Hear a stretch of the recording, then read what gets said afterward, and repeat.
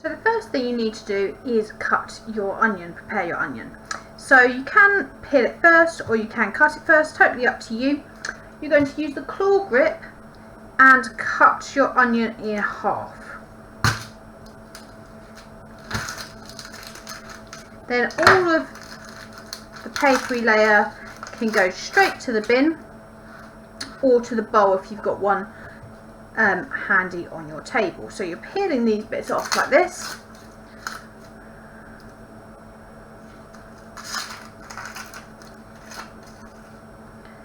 Until you get to nice layers. If you're using something like a red onion, that's the shiny layer. This brown onion is the nice cream layer. So repeat that for both sides of the onion. Now you only need a small onion for this. You're only doing one tray, so you don't need anything too big. So if you've got a larger onion, you probably only need about half of it, rather than cutting the whole thing.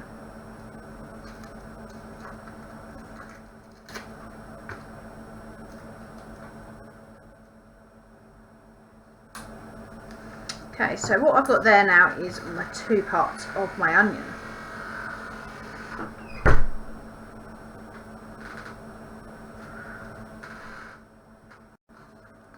Now from this part you need to then take this bit off here using the claw grip. And then you're cutting in to here, making several lines along here, but you're not going the whole way to the end. You're stopping about here in relation to the end. So you should be able to see, turn it around the other way, about there on your onion. So use the bridge grip for this. Watch your fingers.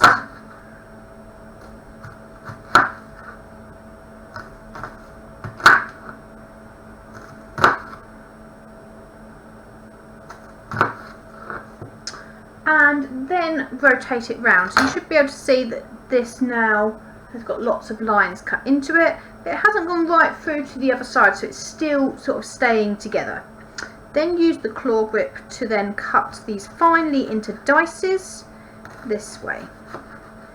Now you can add other vegetables into your quiche. You don't have to do an onion, and this is just what I've selected.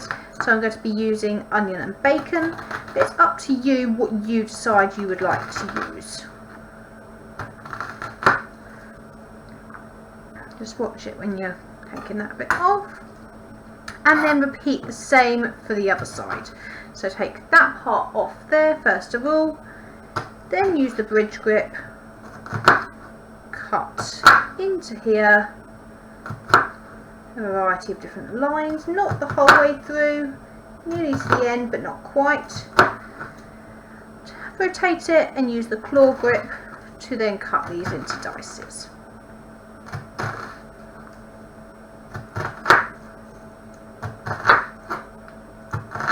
And what you should end up with is not arcs. These bits should all be in small little pieces like that. So then put that to one side for a second. If you've got a Tupperware or something like that, it'd probably be a good idea to put them in that. Okay, so from this point I'm then cutting my bacon. So I'm going to use the claw grip to hold it steady. Remember, try and keep your fingers as far away from the knife as possible. And I'm cutting it into small little cubes, dices, or almost like squares really. That are going to then go in my mini quiches. So I'm cutting it one way first, and then I'm going to go around the other way in a second. Now we're doing the bacon second because it's our raw meat and we want to prevent cross-contamination. If you'd cut your bacon first, you would then need to wash your chopping board to prevent the bacteria from the raw meat going on to your vegetables. So from here I'm then cutting it into squares. So currently it's in strips. Try and hold it steady and cut it into squares.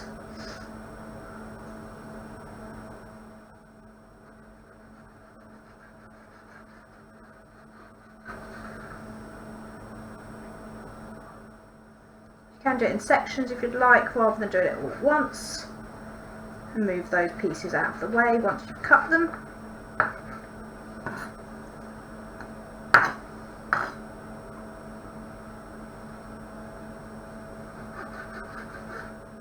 Remember, fingers as far away from the knife as possible. And that's the point there where I've then cut that. Now I would go and wash your hands before you start touching anything else.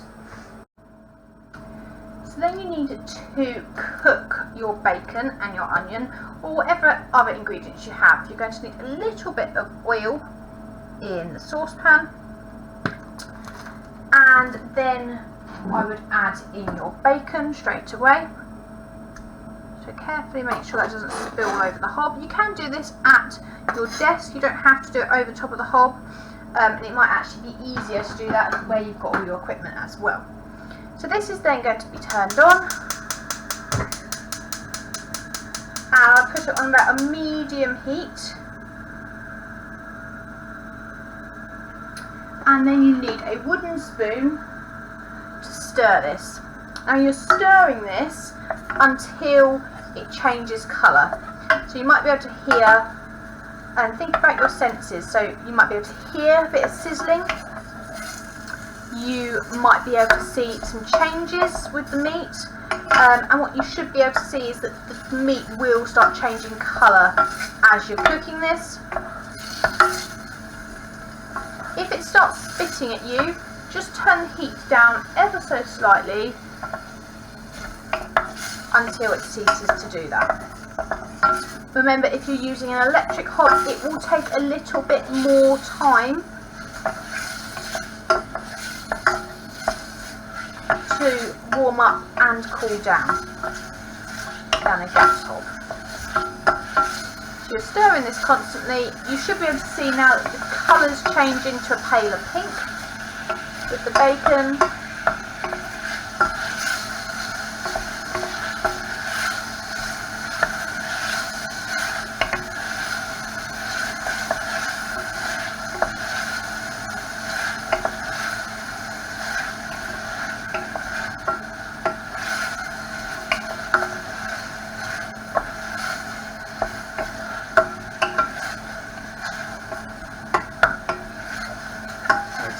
Stirring it. Now once it's changed colour, you should be able to smell that it's cooking as well. You can then add in any other vegetables that also need cooking. So here I'm going to add in my onions. Just do it carefully. You might want to do it at your desk on a pot stand instead, to prevent any bits of onion falling on the hob. And you're just stirring that in until the vegetables have gone soft.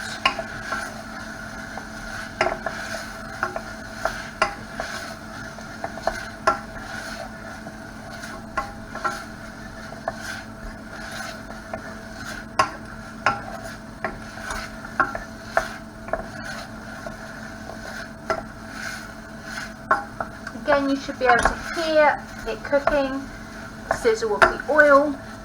You should be able to smell the onions cooking, and you should be able to feel with your spoon that the onion's starting to get softer as well.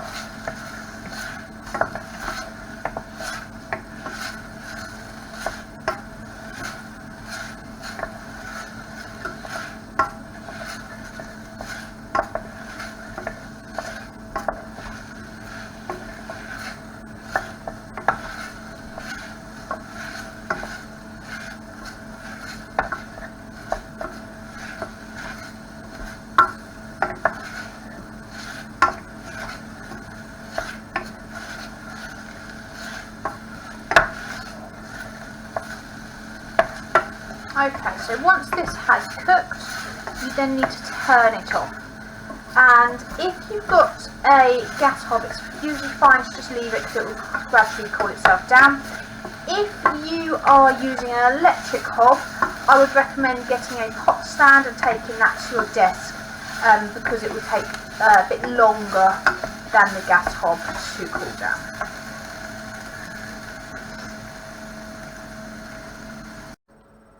Okay, so from this point you are going to need to add in a bit of oil to your tin. So what we usually do is use a pastry brush, and we will just simply use a bit of oil to wipe around inside so they don't end up getting stuck. Now you might find that we will use sort of a jug or something, fill with oil. You don't need much in there at all. So if you can see this one, I'm not sure if you can, but there's a bit too much oil in there, so I'm going to remove some of that, or else it will cook at a different rate to the rest of it. The next thing you're going to need to do is roll out your pastry. Now you've either got pastry like this that comes in a ready rolled sheet. So when you take it out, it's a bit like this, and you unroll it from there. That then means you don't need to actually roll it out because it's already done for you. The other type is you can get them in a block like this, and if you buy that type, you will then need to roll yours out. If you're rolling yours out, you're going to need to lightly flour the surface, similar to what we've done previously in other recipes that we may have produced. So then you would get your pastry block, and then you would start to roll it out. Now again, just a reminder that when you are using the rolling pin, you will need to lightly flour your rolling pin as well, just to make sure that we don't end up with any bits ending up stuck. Your pastry, when you bring it into school, needs to go in the fridge, so please remember that. It's not going to be able to be used if you don't put it in the fridge.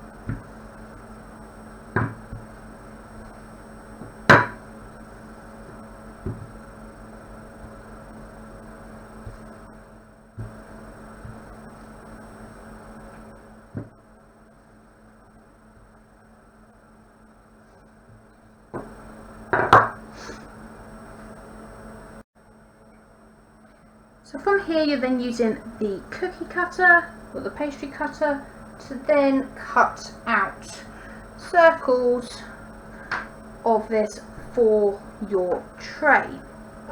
Now I would suggest trying to cut out as many as possible. I'll check that the size cutter you've got is the right size before you continue, because otherwise you might need stretching out. Now this pastry should be fairly thin. You don't need thick pastry for this at all, so it's not the same as when you did scones where you needed it quite thick. This one you need it fairly thin to end up going in the oven and to hold the contents of your quiche. So I'll just put those to one side if I was you, and then we will look at the tin in just a second. So when you've got your tin like this, you're going to put your piece in there, and then you just simply press it down with your thumb like that. So you need to do that for all of those ones. If you've got any spare pastry, you can take that home. Next thing, use a fork to just very gently prod a couple of times in here before you add in your filling. So then you grab your saucepan. I'll put it on a pot stand, and remember it will still be quite hot. Now I'd probably use a teaspoon to do this next bit, or a fairly small spoon anyway, and you're getting sections of it and you're just putting small bits into each case. Now there's not going to be room for loads and loads of these, so just be aware of that when you are working. Remember, you want a mixture of the bacon and your other ingredients, so whatever you've brought in, you want a mixture rather than just bacon or just the onion.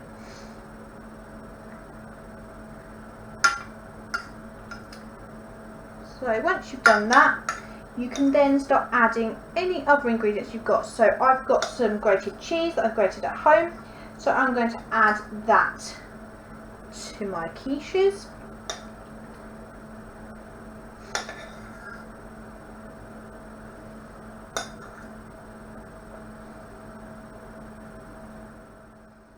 Just like that. Any spare bits, you can always take those home as well. Remember, you can only do one tray, but you're more than welcome to add any more at home that you wanted to do with your spare ingredients. So looking at this, I probably only needed half the onion and probably only one rasher of bacon rather than the two that I did. So I get in my cheese, and I'm just going to put small parts on each one. Try not to overfill it, or else it's going to be quite a lot of cleanup for you guys.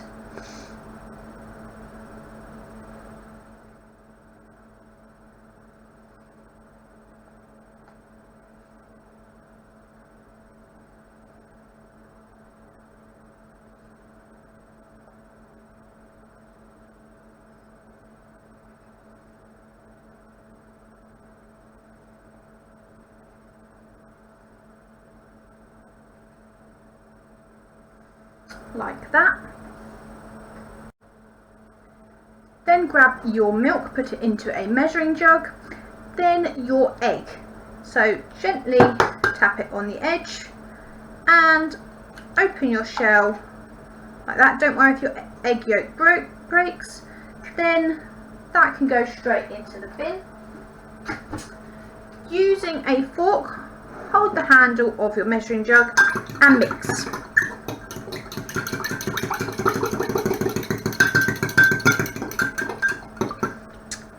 Should be more than enough. Put the fork to one side. You probably can't see from there, but this is a pale sort of orange colour, so it should be looking like that. You should have the yolk broken, and it should all be mixed up together. So from this point, you are then getting your mini quiches again and carefully pouring a bit of this into each one of them. Now I'll do a little bit at first and then we might add a bit later. We need to make sure that it doesn't overfill because when this cooks it's going to rise up, and if you've already spilt stuff it's going to be very difficult for you to get your quiches out of the tray, but it's also going to end up being a bit of a clear up job. So if you've done something like that, I would get a bit of kitchen towel and just mop it up before you put it in the oven.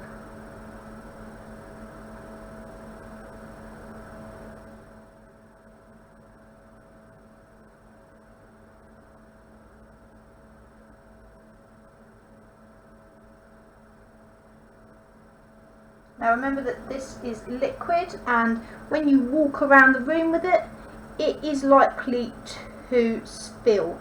So just be aware of that.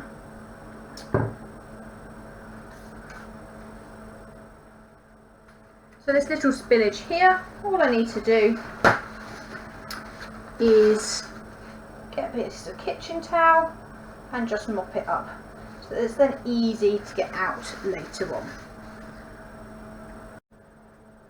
So these then bake for 20 to 25 minutes. In the meantime, while that's happening, you need to start clearing up. So if you've got any flour on your table, you need to brush that into your hand, put it in the bin, and then wipe your table down after. If you've got any spare ingredients, decide whether you're taking them home to make some again or anything like that. So whilst this is cooking, you need to make sure that the room is 100% tidy. Once your quiches have cooked, allow them to cool for a little bit, and then to put them in your container, you should just be able to hop them out like that using a spoon. Providing that you've had enough oil on there, they should be fairly easy to just slip out, and providing you haven't overfilled them. You can see a couple of places where they've obviously been a little bit too overfilled. As they've risen, they've overflowed, so just be aware of that when you are making your version of this. And then this needs to go in your container ready to take home.